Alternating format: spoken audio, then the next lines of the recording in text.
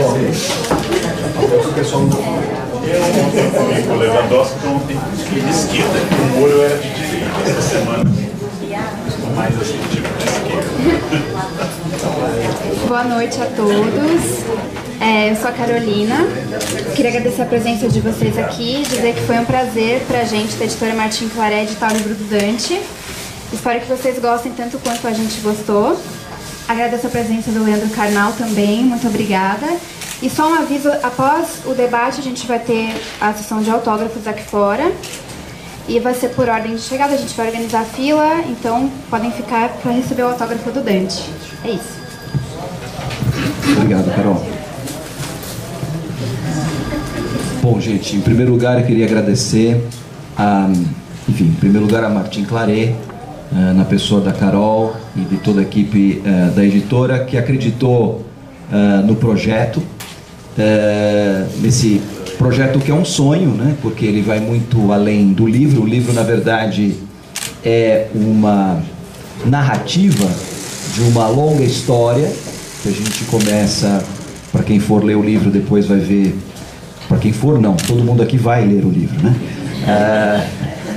Quando vocês lerem o livro vão descobrir que é uma trajetória que começa há muito tempo atrás, pelo menos há 15 anos, e aí ela foi se desenvolvendo até chegar nessa fase, que eu digo assim, que é uma fase de maturidade do Laboratório de Leitura, que é a publicação desse livro. Então eu queria agradecer a Martin Claret, que é uma editora claramente comprometida com a edição de livros clássicos, e justamente o Laboratório de Leitura é uma atividade fundamentada na leitura e discussão de clássicos da literatura, então nada mais oportuno do que essa editora para publicar o meu livro. Quero agradecer ao Leandro Carnal, que no momento em que pensava em alguém para escrever a apresentação, o prefácio desse livro, né, efetivamente, não só pela nossa amizade, que já vem de longos anos, né, e de acompanhamento mútuo das trajetórias, a gente foi, enfim, apesar às vezes distante e às vezes perto, consolidando esse mesmo amor, essa mesma percepção da importância da literatura na formação. Então quero agradecê-lo, não só por ter escrito o prefácio, como também por comparecer aqui hoje e estar aqui com a gente para fazer esse bate-papo sobre o livro. Quero agradecer a minha família, né, que sem eles efetivamente não haveria inspiração, não haveria força e não haveria base para que esse projeto se realizasse e esse livro se escrevesse, né? Até no sentido mesmo, porque todas as últimas obras, né, foram permeadas, né, desde Bebê com Cólica no colo, escrevendo a tese de doutorado, né, até nesse livro em que havia um estímulo forte, né, no sentido de acompanhar, de ler, de acompanhar os manuscritos e assim por diante, né. Quero agradecer ao Rafael Ruiz, né, meu grande parceiro nas origens do laboratório, e que até hoje a gente juntos, né, a gente tem esse grande prazer de estar desenvolvendo o Laboratório de Humanidades na Unifesp, que foi a base do desenvolvimento do Laboratório de Leitura, que é a mesma coisa, voltada para um público mais amplo. E quero agradecer a todo o público aqui hoje presente, e em especial a todos aqueles que participam e participarão do Laboratório de Leitura, né? É muito estimulante para um autor estar diante das pessoas que fazem parte da história da qual ele conta, né? Acho que é um privilégio muito grande. Não é qualquer escritor que pode lançar um livro com a presença dos personagens do livro diante dele, né? Então, para mim, é uma grande alegria poder, olhando aqui os rostos, ainda naquilo que a minha miopia permite, observar várias pessoas aqui que são participantes tanto do Laboratório de Humanidades quanto do Laboratório de Leitura. Então, com esses agradecimentos, eu quero abrir o nosso bate-papo, né? E quero pedir para que o Leandro Carnal faça as suas considerações. Afinal de contas, ele foi um dos primeiros leitores do meu livro, né? e muito gentilmente, com todas as suas atribuições e todas as suas ocupações, se prontificou no meio de toda enfim, indas e vindas que é a vida dele, escrever essa apresentação, que sem dúvida nenhuma é uma grande abertura para essa obra. Obrigado, Dante. Boa noite. É um imenso privilégio. Dante disse que nossa relação é antiga. Ela comemora agora em julho exatamente 30 anos, o prazo que eu estou em São Paulo. Éramos diferentes, especialmente na cabeça. O Dante tinha outra cor e eu tinha algo. Havia uma transformação. Fazíamos juntos disciplinas de pós-graduação na USP. Fizemos juntos alguns cursos na USP, como aquele que era o orientador dele, o SEB, sobre jesuitismo. Tivemos uma longa relação. O Dante viajou bastante, foi para Florianópolis, voltou, e sempre estivemos paralelos e nos encontrando em vários momentos infinitos, como esse momento aqui. O Dante tem a sina que eu acho que a Idade Média bem advertia, de que o nome traduz muito. Por exemplo, o Dante tem nome de autor e reúne nos dois sobrenomes duas das mais potentes tradições literárias do Ocidente, a Espanha e a Itália. E é da Espanha, em 1605, a fundação, praticamente, do romance moderno, com a publicação da primeira etapa do Dom Quixote, que há um episódio muito curioso. O Quixote é um cavalheiro de triste figura, o Quixote é um homem magro, alto, idealista, e o Quixote simplesmente enlouquece por causa dos livros. Numa das passagens de tanto ler as novelas de Amadís de Gaula, seus amigos decidem queimar num auto de fé simbólico seus livros. Quixote enlouqueceu pelos livros, e sua loucura, o cavaleiro da triste figura, se transformou num dos mais importantes personagens da Idade Moderna. O Dante, nessa longa experiência na Casa Arca e antes disso ainda na universidade, tentou fazer o caminho inverso do Quixote. Tentou deixar a loucura da vida através dos livros. Ou seja, metaforizar, simbolizar, tornar metonímia a experiência dos livros. Viver através desses livros. Há muitos autores que escreveram, como Ítalo Calvino, como Harold Bloom, escreveram como e por que ler os clássicos. O Dante nos dá uma outra pista. E antes de chegar nessa pista e passar as perguntas do livro, há uma questão importante, porque num texto pouco lido do Zygmunt Bauman, um texto menor de pequenas crônicas que ele fazia para o Corriere della Sera, 44 cartas do mundo líquido, ele diz que as lojas dos shoppings deveriam ser chamadas de farmácias, porque lá se compram remédios contra a ansiedade, contra a depressão, chamado compras. Ao invés de loja de roupas, ao invés de lojas de perfumes, deveriam ser farmácias, onde as pessoas vão em busca de cura para os seus males. De alguma forma, a capa tão bonita do livro com pílulas, somos a geração que mais toma remédios na história, somos a geração mais intoxicada e hipocondríaca de toda a história humana. De alguma forma, o Dante oferece um remédio. Isso vem desde literatura clássica, que fala exatamente como Cícero, como Epicuro, como vários romanos ou helenísticos, de que um jardim e uma boa biblioteca eram um segredo da felicidade. O Dante acrescentou a isso uma numerosa família, e como eu disse ao jantar na casa do Dante da Beatriz, eu não acredito em casamento, acho casamento um submarino, pode flutuar, mas foi feito para afundar. Acho o casamento uma invenção terrível, e como disse ontem a ministros do Supremo, principalmente um que foi aquele que conseguiu aprovar o casamento homoafetivo, eu disse, é um castigo, né, ministro?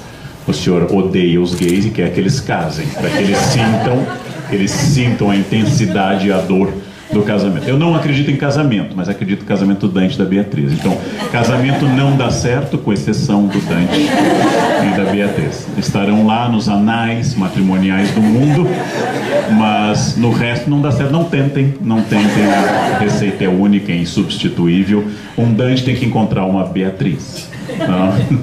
Eu teria que encontrar uma era do conto Era e Leandro, né? Bem, então, voltando a isso, Dante descobriu, junto com a ação também da ação na universidade, junto ao Rafael, junto à Bia, descobriu essa capacidade de explorar o poder terapêutico dos livros. Não apenas literatura para ilustrar projeto bacharelesco do século XIX, onde a burguesia, simbolizada no século anterior como Monsieur Jordan do burguês fidalgo, deve aparentar conhecimento. Mas não apenas o conhecimento humanístico, no qual a elite plutocrática de Florença deve aparentar estar imbuída da tradição greco-romana, em círculos neoplatônicos e assim por diante. Não apenas isso, mas de fato explorar nos livros uma capacidade de cumprir a máxima socrática do conhece a ti mesmo, de fazer uma espécie de laboratório pessoal, e através de personagens como Emma Bovary, através de personagens como os irmãos Karamazov, através de personagens clássicas, através de personagens brasileiras e também internacionais, através de Dom Quixote e tantos outros, começar a decomposição, a destrinçar na obra, linha a linha, certos fios da humanidade.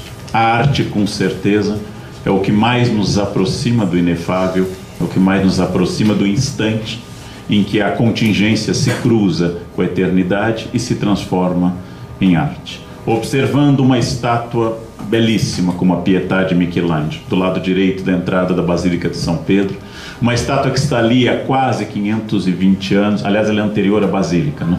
A Basílica começa em 1506, a estátua está ali antes da Basílica atual, e ela continua dizendo a nós, a frase de Jeremias, que está citada, né?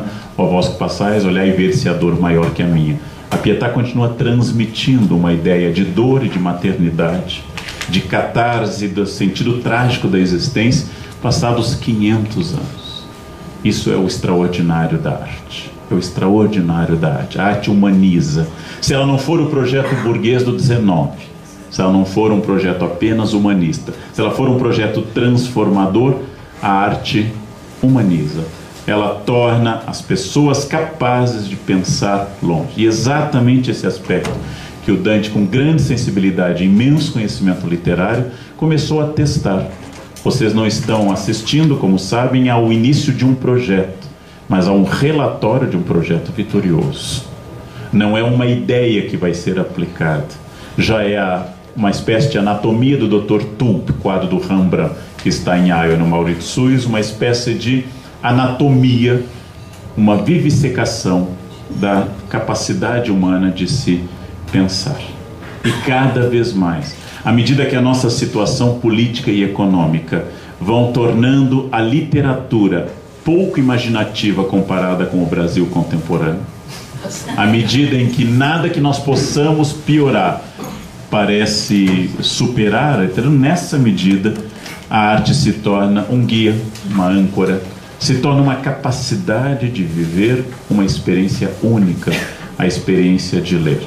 No momento em que sozinho em casa, sentado na minha poltrona no meu escritório, acompanhado de um chá quando a intenção é ir longe na leitura, de uma taça de vinho quando eu aposto que ela vai falecer mais rapidamente, acompanhado de uma bebida, sentado com luz vindo por trás e lendo, naquele momento que eu estou vendo, por exemplo, Raskolnikov matando na cena do Crime e Castigo, nesse momento eu estou ligado a alguém que eu nunca encontrei na Rússia, de uma língua que eu não falo, de uma realidade que eu não conheço, e eu me torno humano, demasiado humano, e me torno outra pessoa. Ninguém sai ileso de um livro.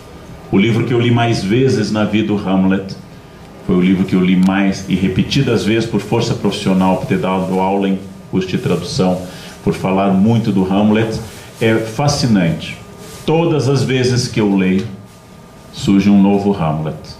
Disse uma vez num café filosófico que eu achava que não havia mais nada a descobrir no Hamlet. Em Avignon, no festival de teatro, cheguei a ver o Hamlet em cambojano, não entendendo naturalmente nenhuma palavra, mas acompanhando o desenrolar da história com muito interesse, porque conhecia muito os 5 atos da obra, porém não falo nada de cambojano. E mesmo assim a obra teve significado. Há 10 anos eu dizia, não há, já li o Hamlet quase 100 vezes, não há mais o que descobrir em inglês ou português. Não há mais o que falar. Cheguei a dizer isso num grupo de estudos da Bárbara Eliodoro, que me convidou no Rio para falar do Hamlet.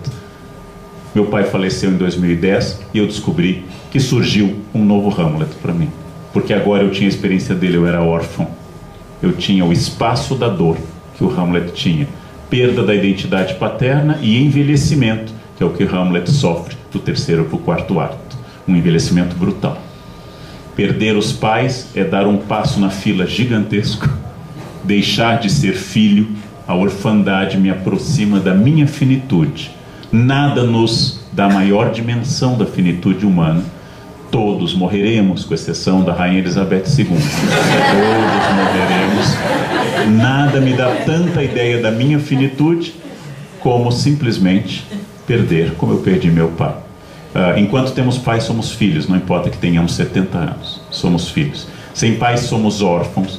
E a orfandade me aproximou do Hamlet, quando ele faz cenas tão variadas sobre a memória do pai, conspurcada na cabeça dele por Cláudio e pela lascívia de sua mãe madrasta, nesse caso. Então, todas essas questões mostram que uma obra clássica, como esse livro está recheado de referências, são clássicas não porque tem vocabulário difícil, algumas são muito fáceis.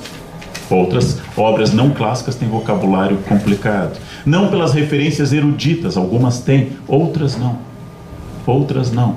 O conto A Igreja do Diabo, Teoria do Medalhão de Machado, o conto do Espelho de Machado, não tem vocabulário complexo e, não obstante, redefinem nossa maneira de ser no mundo. Memórias Póstumas de Brás Cubas, Dom Casmurro, não tem parágrafo comprido, não tem palavras parnasianas, redefine minha posição no mundo. Ao terminar As Cidades e as Serras, eu sou obrigado com essa a repensar se eu quero morar em São Paulo. Eu sou obrigado a pensar que eu posso ser Jacinto, o príncipe da Graventura. Ou seja, todas essas reflexões que o Dante povoou essa obra, que eu tenho certeza que fará um sucesso enorme, são reflexões que mostram que a obra é clássica porque ela continua dialogando conosco, como a Pietà. Continua dialogando conosco como Judite cortando a cabeça de Holoférnes, de Caravaggio, em Roma. Ela continua dialogando conosco porque ela tem tanta humanidade, em todos os sentidos da expressão humanidade, que ela se torna uma obra basilar, transformadora, extraordinariamente rica e umidificadora para que nós possamos germinar sempre mais. É o contrário do Dom Quixote. Dom Quixote enlouqueceu. Para ser justo, ele já era louco quando começou a ler as obras. Não vamos confundir as duas coisas, né? Ele já era louco quando começou. Mas Dom Quixote encontrou na literatura a capacidade de expandir a sua fantasia. E, através da experiência do laboratório de leitura, eu não sei se você pronuncia Lablay ou Lablay, não sei a pronúncia, Lablay, através do Lablay, a capacidade de resgatar essa companhia extraordinária, que uma aluna minha disse há quase 10 anos, e eu repito com frequência: a velhice de quem não lê é muito solitária. A velhice de quem não ama livros é devastadoramente solitária. Olhando na minha estante daqueles livros que eu leio e releio com mais frequência, e sabendo que eu posso abri-los a hora que eu quiser e que eles vão se revelar, e eu vou ser transformado, isso é de uma generosidade maravilhosa. Sejam os livros em papel, sejam os livros hoje em computadores, em tablets, a capacidade de ler. E como eu agradeci pessoalmente a ela na Feira do Livro em Porto Alegre ano passado, a professora que me alfabetizou em 1968, aos 5 anos de idade, me deu, fora os meus pais, o presente mais extraordinário da minha vida. Fora a vida dada pelo meu pai e pela minha mãe, ela me deu um presente que eu uso diariamente, que se tornou um instrumento profissional e de consciência. Foi a pessoa que mais transformou minha vida. Quem alfabetiza alguém torna-se parte estrutural e atômica dessa pessoa. E até hoje, passados tantos anos, a professora Glaci está comigo. Eu a reencontrei na Feira do Livro o ano passado. Não? E é muito interessante fazer isso. Quer dizer, ela me viu um pouco mais novo, 5 anos, agora ela me vê no passado com 53, ela notou diferenças aqui e ali, e no meu imaginário ela continua a mesma. Ela continua absolutamente a mesma que está na foto que eu tenho da nossa turma de primeiro ano, em 1968. O mundo se transformou, 68 era uma agitação mundial, o mundo se transformou por completo e a leitura continuou. E continua. Esse poder extraordinário. Eu tenho uma relação quase xamânica ou mágica com a ideia da leitura. Bom, e aí lamento, como eu disse em recente artigo no Estadão, que professores universitários digam: essa é a carga de leitura do semestre. Carga pressupõe dor, castigo, né? Não é uma carga de leitura, é a quantidade de obras que vai te ilustrar, te transformar, te fazer alguém profissionalmente interessante. Quando eu fico mais enfático, eu uso tu original. Quando eu estou mais racional, eu uso você. Então essa é a carga de leitura que nos transforma. E isso é extraordinário.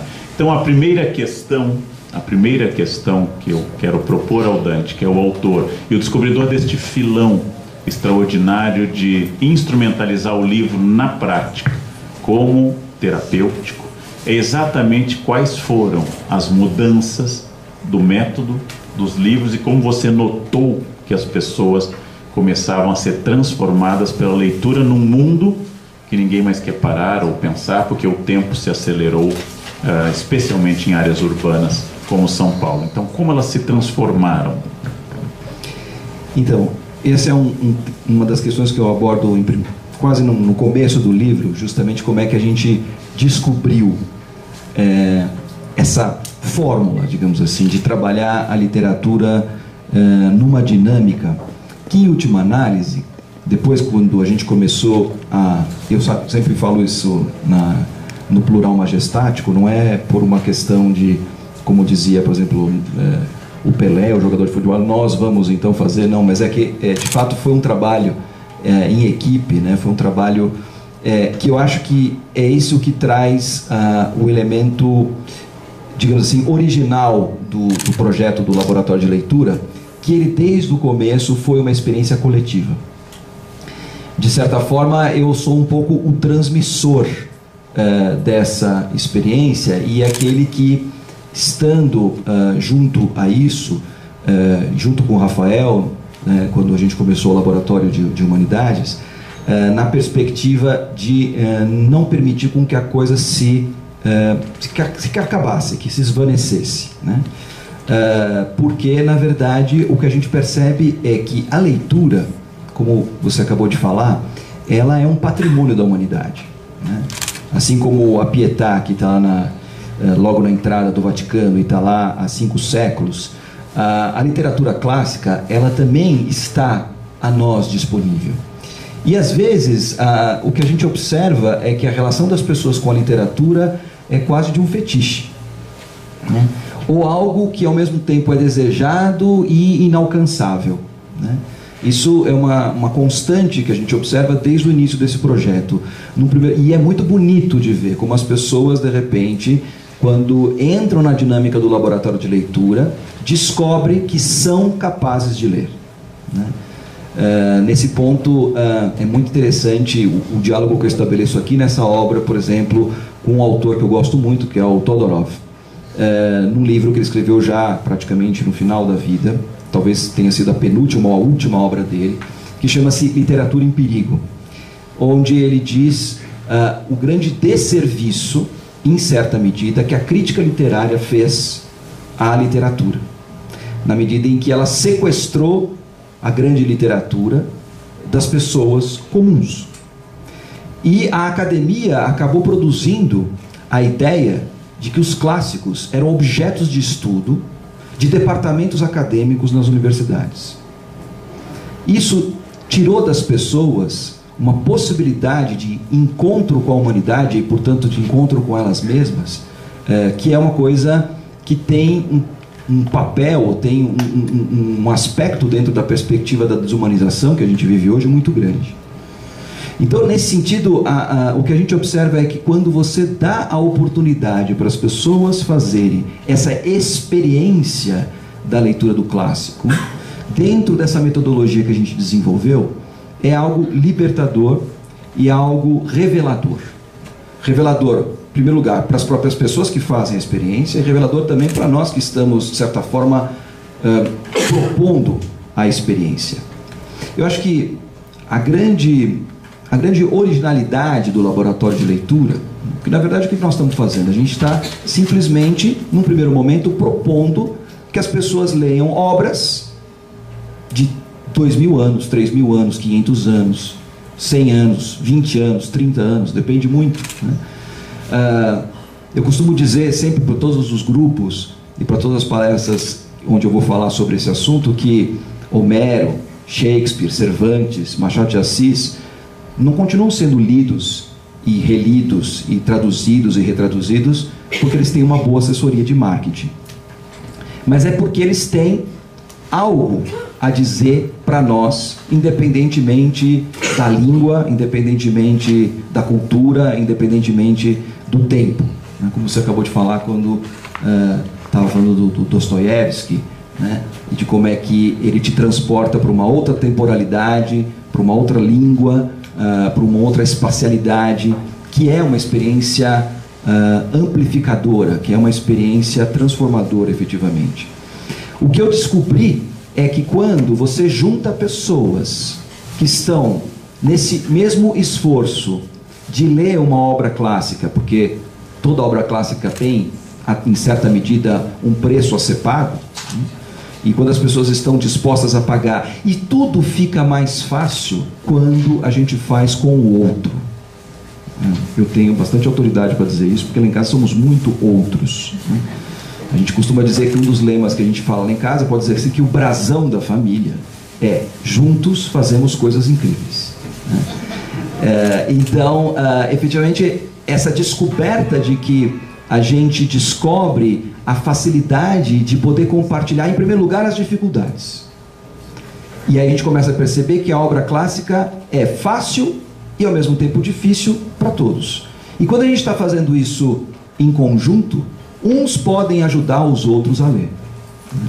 Então, o que a gente começou a perceber, e eu relato isso muito fartamente no livro, com narrativas de vários participantes do laboratório, que dizem: se não fosse o laboratório de leitura, eu não teria continuado a ler este livro. Eu não teria conseguido chegar ao final dessa obra. Então essa é a primeira grande vitória que o laboratório propicia, né? Fazer com que as pessoas, por exemplo, peguem um Dom Quixote, que é um livro longo, Crime e Castigo, um Irmãos Karamazov, ou mesmo um Ana Karenina, né? E enfrentem. E esse enfrentamento, que no começo do problema, quando a pessoa pega o livro e realmente ela sente o braço doer, né? Quando ela fala assim: não, isso aqui vai ser impossível, né? E ela começa a perceber que esse enfrentamento, mais do que o enfrentamento propriamente dito, é um caso de amor que vai se estabelecendo entre o leitor e a obra, né? Ela obviamente vai experimentando uma vivência e uma coisa extraordinária, né? Que ela vai comunicando. Eu costumo dizer também que ter uma possibilidade, claro, a leitura é, em primeiro lugar, uma experiência solitária, você mesmo e tem que ser, né? Essa coisa de você encontrar o seu cantinho, com a sua luz, com o seu vinho, o seu chá, o que seja, o seu cachimbo, que é a coisa que eu mais gosto atualmente de fazer, pegar, acender meu cachimbo para ler um livro. É um momento muito nosso. Mas na hora que a gente está fazendo essa experiência, tudo aquilo que a leitura vai suscitando para nós vai exigindo um interlocutor. Eu, por exemplo, depois de quase mais de 15 anos fazendo essa experiência de ler e discutir os livros no laboratório de leitura, já não consigo mais ler para mim, né?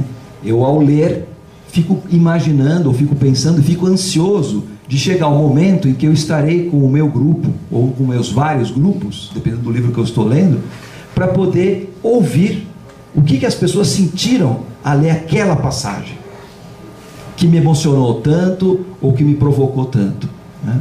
E eu imagino que todos que participem do laboratório sintam a mesma coisa. Mas eu acho que a experiência do laboratório de leitura, além de ser um estímulo de leitura e de retorno aos clássicos, que, como você mesmo pontuou, é uma coisa essencial nos tempos em que estamos vivendo, cada vez mais, eu estou absolutamente convencido disso, ele propicia fundamentalmente um espaço de encontro com o outro.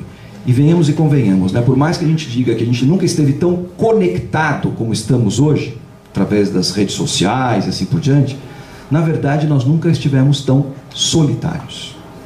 Então eu acho que, fundamentalmente, o laboratório de leitura, dentro desse âmbito, dentro desse espaço, desse contexto desumanizador, fragmentador, isolacionista em que nós estamos vivendo, isso se reflete no âmbito da política, se revela no âmbito da cultura, ou mesmo no âmbito médico, clínico, né? As patologias da modernidade, que são todas resultados desse processo. A gente estava agora lendo, inclusive, estamos ainda lendo num dos grupos lá da Casa Arca, 100 anos de solidão, né? E essa temática da solidão latino-americana e da solidão de cada um de nós aparece de uma forma muito forte nesse debate. Eu vejo o laboratório de leitura algo que vai na contramão desse processo, né? O laboratório de leitura tem se mostrado, em primeiro lugar, um encontro das pessoas com os clássicos e um encontro dos leitores com outros leitores. E nesse encontro se compartilham afetos, se compartilham questionamentos, reflexões e, principalmente, uma coisa muito bonita que sempre me estimulou desde o princípio, descobertas. Não tem nada mais estimulante para mim, para quem trabalha como laboratório de leitura, ver o brilho nos olhos das pessoas quando, instigadas e intrigadas com uma certa passagem ou com um texto literário, encontram coisas no laboratório. Coisas que de repente acendem luzes, abrem portas, cujo impacto não se dá apenas no âmbito da inteligência, da razão, mas do âmbito da vivência, né? E é nesse sentido, então, que eu posso dizer que o laboratório, de fato, é algo transformador. E é nesse sentido que eu encontro o laboratório como um espaço terapêutico, né? Não terapêutico no sentido da psicoterapia, mas terapêutico no sentido mais radical da palavra, que vem dos gregos, né? Que tem esse sentido do cuidado transformador.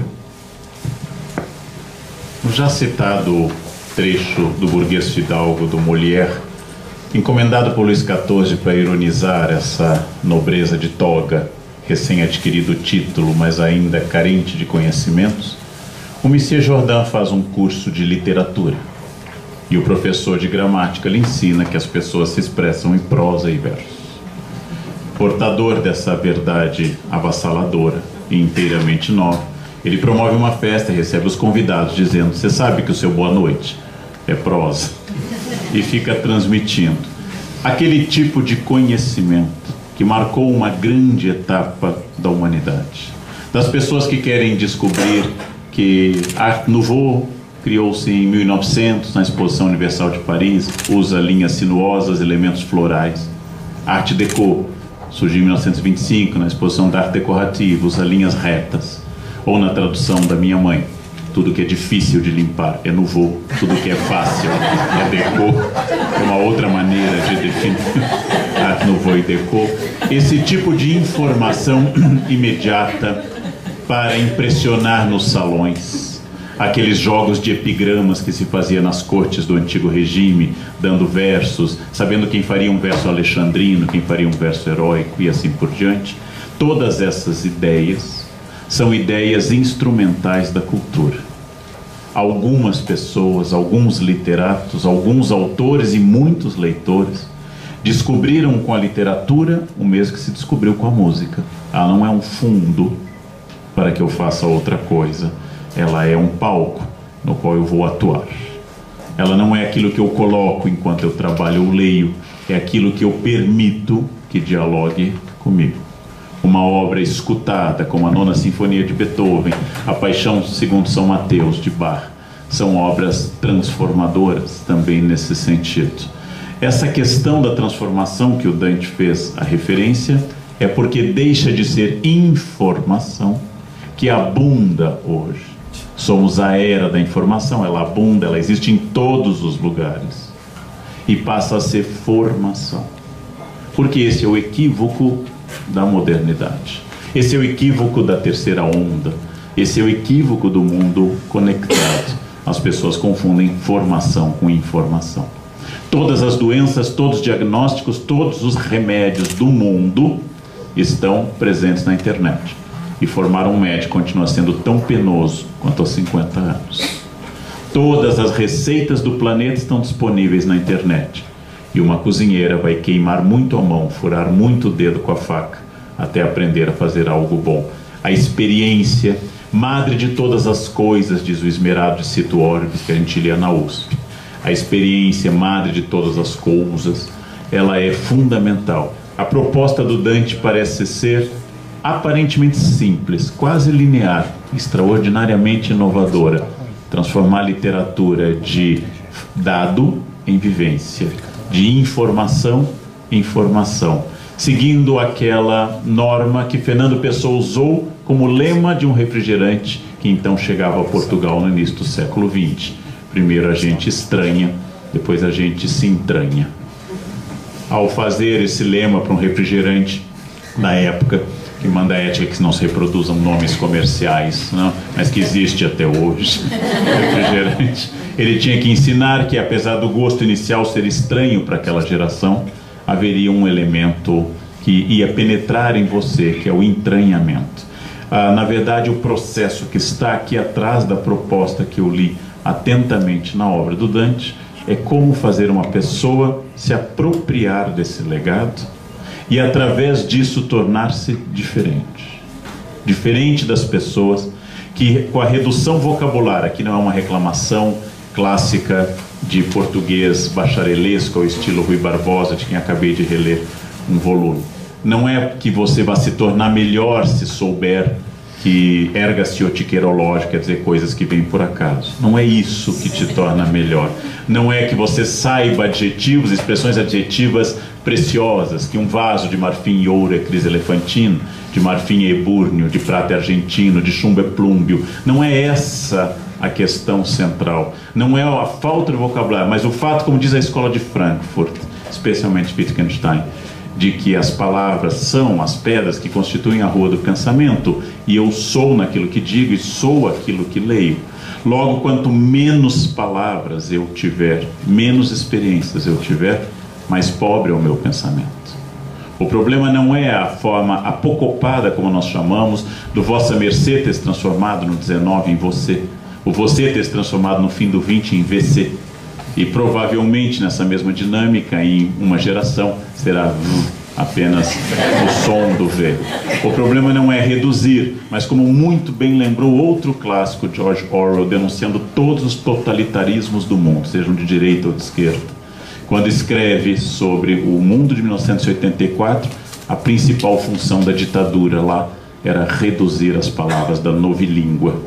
Ou seja, quanto menos as pessoas tiverem vocabulário, gramática, referência, mais fácil dominá-las.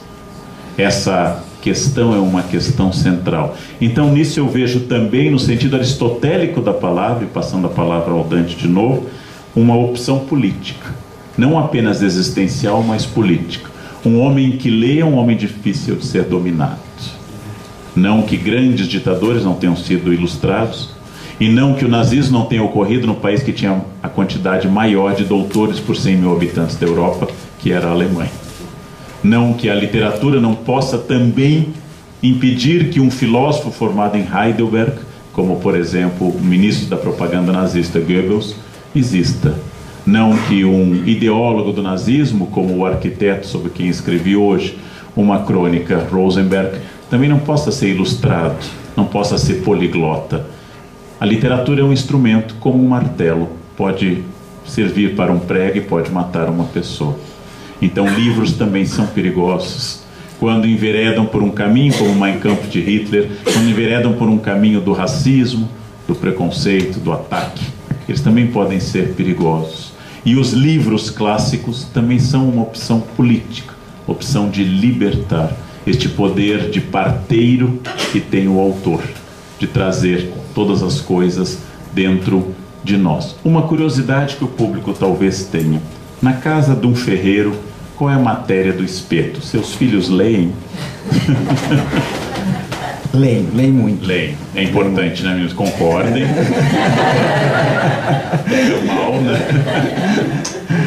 Não, inclusive, dos 5, 4 já se... Aliás, os 5, né? Porque o Rafa também já participou dos...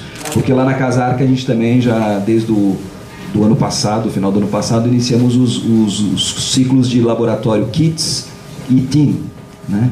Que é a nossa ideia de trazer o laboratório cada vez mais para baixo, né? Ou seja, de criar espaços de experiência da leitura de uma forma diferente daquilo como se faz na escola, onde você tem que ler o livro para depois fazer prova, né? E obviamente nesse sentido você cria uma relação absolutamente chata com a literatura, né? Antipática. Então a ideia, claro, às vezes é difícil você convencer os meninos de que o que ele vai fazer lá na Casarca é diferente daquilo que ele faz na escola, né? Ele sempre está com aquela ideia de que a mãe está levando ele lá para ele fazer uma espécie de recuperação em leitura, né? Por isso que a gente propõe livros que em geral não se propõem na escola, como por exemplo Crônicas de Nárnia, como por exemplo Harry Potter, essas coisas todas que eles falam, isso é legal de ler, né? Então os 5 já participam já há bastante tempo do laboratório de leitura e isso também tem contado como um dos elementos de aumento de despesa familiar, né?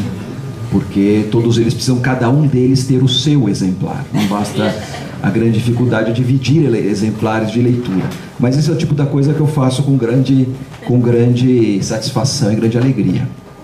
É uma casa de leitores, que na verdade, em certa medida, um pouco o modelo do laboratório de leitura, em certa medida, surgiu também lá em casa, com as sensacionais noites de leitura, né? Sabe que lá em casa tinha uma programação, era a sensacional noite de leitura, sensacional noite do filme, e terminava na sexta-feira com a sensacional noite da lanchonete, né? A mais aguardada. Isso. Então, e a sensacional noite dos jogos, porque na sensacional noite de leitura, como eles ainda eram muito pequenos, o que a gente fazia era ler para eles. Então a gente sentava todo mundo na sala, eu lia. Na medida em que eles foram crescendo, a gente foi compartilhando essa função de leitor, né? Até que de repente isso acabou inspirando a Teresa, mais velha, que não pôde estar aqui conosco porque está fazendo estágio nos Estados Unidos, né? Ela está em Orlando agora. É importante aprender espanhol. Aliás, ela foi para lá justamente por causa disso, porque ela fala português, espanhol e inglês. Aí então ela foi selecionada para ir. E isso inspirou ela a escrever um livro, né? Ela, aos 13 anos, escreveu um livro, e esse livro foi submetido à roda de leitura, na sensacional noite de leitura, e foi perfeitamente aprovado lá. Então, obviamente que isso estimulou eles desde muito pequenos a amarem a leitura, né? E completando um pouco isso, o meu livro tem uma parte final, onde é a parte onde eu analiso os efeitos do laboratório de leitura.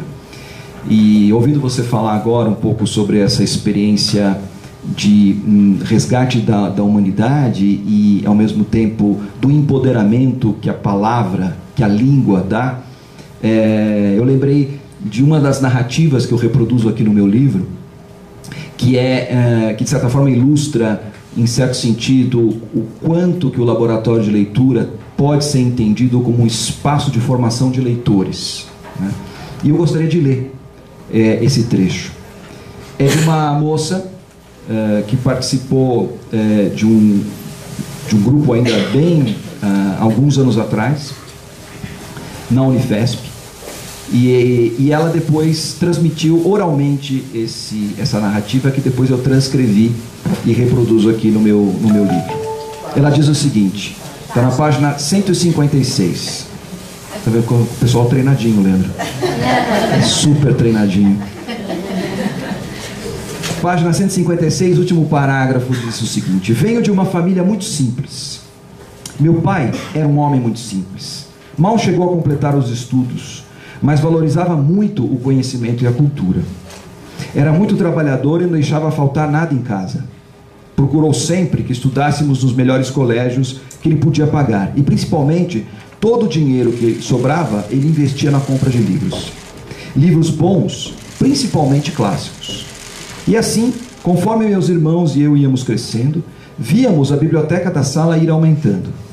Quase todo dia, meu pai chegava com um livro novo e colocava na estante dizendo: mais um para a coleção de vocês. Nós olhávamos aquilo e não dávamos muita bola. Ele mesmo não lia. Dizia que não tinha condições suficientes para ler aquilo, mas que sabia que era muito bom e que nós um dia iríamos ler. E assim a estante foi se enchendo de livros. De vez em quando eu dava uma olhada.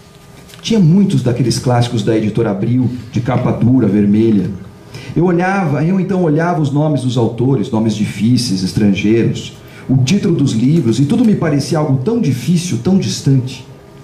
Folheava aqueles volumes grossos, com aquelas páginas que não acabavam mais. Meu Deus, quanta letra, quantas palavras. Sabia que havia algo de muito importante e sério lá. Mas, quando tentava de fato ler algum daqueles livros, quase não entendia nada. Me dava um sono, ou então um desespero. Com o tempo, fui deixando de lado aquilo tudo. Fui desistindo. Imagino o quão doloroso deve ter sido para o meu pai, pois nenhum de nós, de seus filhos, se interessou por aquela biblioteca. Ele até que tentava, incentivando, pedindo, mas nós estávamos interessados em outras coisas. E assim, a biblioteca foi ficando como uma simples peça de decoração na sala. As pessoas que iam nos visitar se espantavam de ver tantos livros e nos perguntavam sobre o que falavam. Mas a gente nem tinha o que responder, porque nenhum de nós tinha lido nenhum daqueles livros, pelo menos não um inteiro.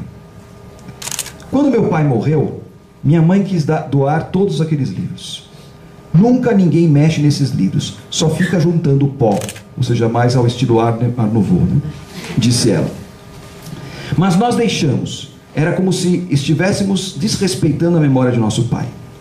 E depois, eu ainda tinha esperança que algum dia eu mesmo iria começar a ler aqueles livros. Não sei, alguma coisa me dizia que era para deixar os livros lá. E assim foi ficando, e assim foi passando o tempo. Até que um belo dia uma amiga veio me falar que estava participando de um grupo de leitura e que estava adorando, que estava transformando a vida dela. Ela estava tão animada e falava tanto desse tal de laboratório. Ela me dizia que já tinha lido uns 4 livros maravilhosos e que os encontros eram fantásticos, e que ela ia começar a ler um livro do Dostoiévski. Na hora, lembrei desse nome e disse para ela que eu tinha esse livro em casa. Então ela me disse: por que você não aproveita e vem também? Vem, você vai ver que é demais. Eu então respondi que aquilo não era para mim, que eu não conseguia ler um livro daqueles tão grosso e tão difícil. Mas ela insistiu tanto que eu acabei indo. Fui na primeira reunião das histórias de leitura, sem obviamente ter lido nada. Trazia apenas o livro do Dostoiévski embaixo do braço. Qual não foi minha surpresa ao encontrar lá não apenas pessoas cultas, estudadas, mas também gente normal. Gente comum assim como eu, que estava lendo Dostoiévski pela primeira vez, e que falava sem vergonha das dificuldades que estava tendo e também das surpresas, que não era assim tão difícil como parecia e que estavam até gostando. Isso me animou muito.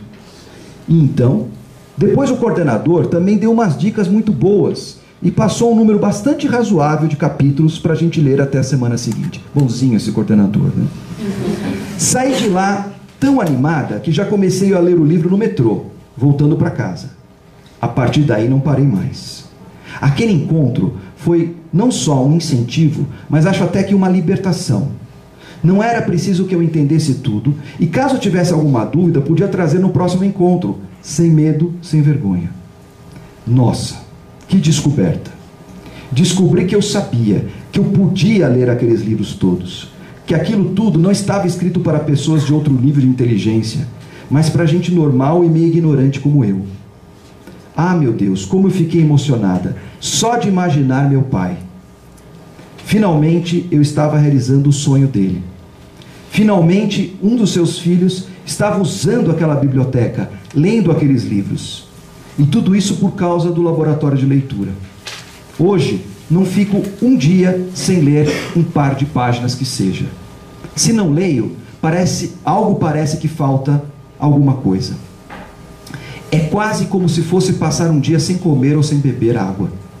E aquela estante, aquela biblioteca do meu pai, deixou de ser uma peça de decoração. Ela ganhou vida. Os livros ganharam vida. E agora sou eu quem está comprando livros e fazendo aquela biblioteca crescer. O laboratório de leitura me transformou numa leitora. E isso quando eu menos esperava. Ah, como meu pai, esteja onde estiver, deve estar contente com isso. Eu acho que essa história, por si só, já vale o laboratório de leitura, né? É uma coisa emocionante, né? De ver o quanto que a gente pode fazer pelas pessoas através de uma coisa que surgiu, como eu conto também no meu livro, de uma forma absolutamente inopinada, não deliberada, né? E que de repente, depois de um certo tempo só, que a gente percebeu o potencial e a força dessa metodologia. Nós estamos chegando ao final e eu lembrei de uma velha piada que se conta sobre o Padre Vieira. Dizia-se que Vieira pregava aos escravos recém-desembarcados no porto de Salvador em latim, com citações bíblicas. E um irmão jesuíta perguntou a ele para que pregar em latim aos escravos, que se chamavam no período colonial de boçais, ou seja, ainda não ladinos, ainda não adequados e adaptados à cultura portuguesa. E Vieira teria dito, naturalmente uma piada, é a palavra de Deus, algum efeito vai ter sobre eles. Essa crença mágica, ela é muito bonita. Eu passei a contar a meu sobrinho Davi, de 7 anos, a Odisseia. Naturalmente não li a Odisseia para ele, mas encenei o episódio de Polifemo, e encenei o episódio de Circe, e encenei com ele o episódio de Calipso. E não contei a telemaquia inicial, mas peguei. Imagino que daqui a 5 ou 6 anos eu possa dar para ele uma versão adaptada, que tem várias. E daqui a 20 ou 30, quando eu não estiver mais aqui, ele lerá toda a obra, talvez. E talvez queira ler o Ulisses de Joyce, derivado desse Ulisses de Homero. E talvez vá continuar a crescer. Ou talvez não haja mais livros, não haja mais humanidade, sejamos...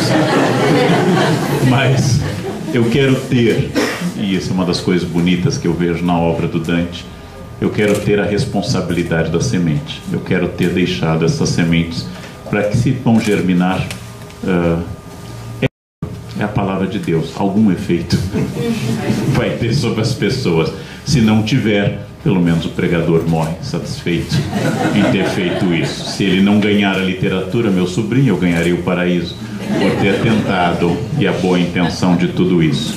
E era o que nós tínhamos planejado um tempo, que agora vem a parte bonita também do autor, atender um por um e dar o seu autógrafo precioso na obra. Então, muito obrigado pela presença. Obrigado a todos.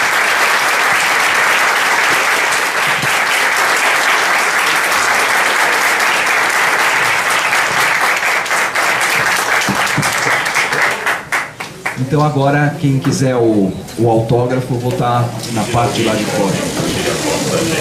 Tem que ser jovem, que as máquinas obedecem. Se não for jovem, as máquinas não obedecem.